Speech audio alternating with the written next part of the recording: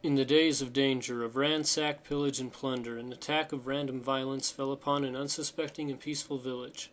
Many sad stories were made that day, but one in particular was not only sad, but also amazing. There was a young man who was kidnapped by an army of thieves. He was terrified, all tied up in a gunny sack. He was carried tactlessly through forests, mountains, and farmland to a distant shore, where the ships of these raiders awaited. They boarded their ships in broad daylight, afraid of no one. It was the day after he'd been kidnapped, and they had traveled for hours on foot. The boy had not escaped his bag the entire time. It was the most frustrating, exhausting experience of his life. To make it worse, the guards mocked him and prodded at the bag. He couldn't see them, but he remembered their faces, and could imagine the sneers as they laughed about his inability to escape. To pass the agonizing hours, he reminded himself many times of a useful old adage that was worth repeating. "I'll see what comes next. I'll see what comes next." It's what his mother always said. After traveling for half a day on the evil army's vessels, the ships of this malicious band of thieves, the boy finally decided that only one course of action would do, and that was to escape. He didn't know if it were possible, if he could dodge their swords and make it to the water at all, but he knew he had to try. They hadn't fed him yet, hadn't given him any water to drink or anything. He did not expect they planned to. At this rate he would soon be dead if it did not get any better, or if he did not get away. So he might as well go for it. He pulled a minuscule blade from the folds of his belt and craftily cut through the ropes around his wrists and the coarse fabric of his bag. A loud conversation was taking place nearby between two thieves who'd helped carry him to the boat. They could not hear the sound of his knife tearing through the bag over the noise of their own voices. The boy, whose name was Solo, cut the bag almost entirely in half, and was surprised that no one had stopped his progress. After all, it had taken him a while. He realized that it was already night, so maybe his gentle cutting had been confused for regular movement. Either way, Solo was glad to return his knife to his belt, and having the opening ready for use. He was about ready to spring from the bag, but he knew that the men around him were still awake and they were nearby. Solo imagined getting caught as soon as he poked out his head. Looking before escaping was pointless. It was all or nothing. He didn't need to know if they could see him or not before emerging, because if they couldn't, then it was a good time to go, and if they could, well, it was a bad time to poke out your head if you weren't about to run away at full speed. Anyway, so Solo repeated to himself this reasoning and decided, finally, concluding that he had to do it then or never, while the thieves were busy conversing. All at once he pulled the bag open and rolled out. He wondered why he didn't have his knife out, and instinctively grabbed the handle of a fishing harpoon that lay on the dock next to him. The thieves were looking at the flame of a big cooking pit, and hadn't noticed him. Solo immediately moved farther back into the ship, behind a stack of gear, hunching low.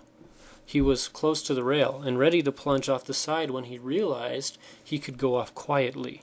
The vessel was short and flat like a barge, and the drop to the water was only a few feet. If he used the harpoon to lower himself down, then Solo could slide right into the calm water without a splash. In the distance, Solo could see land, and he suddenly felt encouraged. He grabbed a small chest from a pile of gear, hoping that it contained food, and lowered it into the water silently with the harpoon. As soon as the chest was floating freely in the water without noise, he flipped the harpoon around and hooked it on the edge of the ship to use it like a climbing rope. Solo climbed down and submerged himself into the cold water unnoticed. He unhooked the harpoon and took it with him into the deep, swimming underwater. Beneath the surface he held his breath and stroked calmly in the direction of the little wooden chest. It hadn't floated far, and he was soon below it, holding his breath a little longer. He could see the dark shape of the ship, and smiled as it moved farther in the distance. Solo had an idea. He realized they were far enough that they wouldn't be able to discern just his face poking through the water top.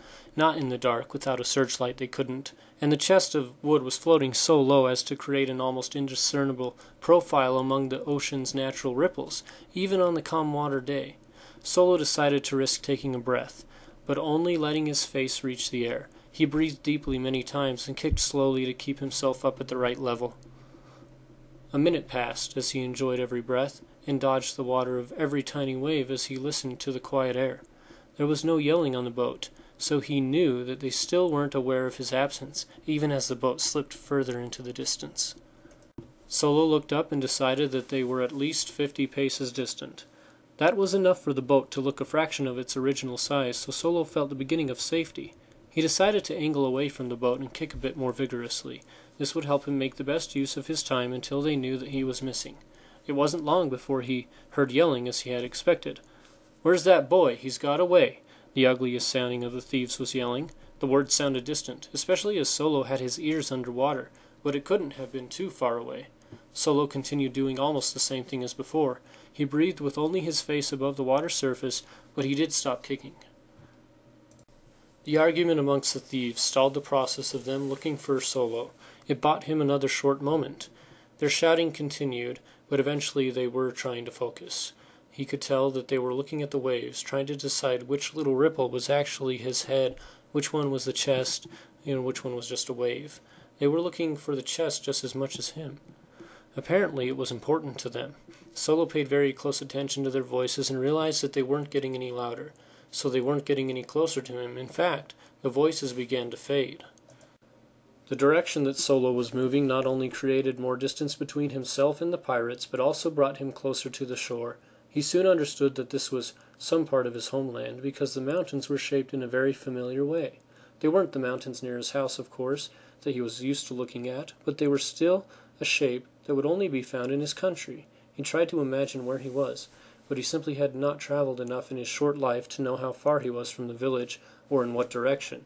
What mattered most, though, was the fact that he would not be lost. He would be on the right body of land to return home. When Solo could no longer see the boats of the thieves' army, he took the watertight chest of wood and put it under his back to float. This way he did not need to kick at all to stay up, and he could rest as needed. The relief was enormous, because his joints had become so stiff inside the disgusting bag where he'd spent a day and a half. Solo found it difficult to stay awake with the chest supporting him, so he sang a song about the settlers of his land. After the past wars were lost, did the people bow beneath the cost of fighting for life and love and dreams? No, they carried forward the cause, and pushed life for better without pause.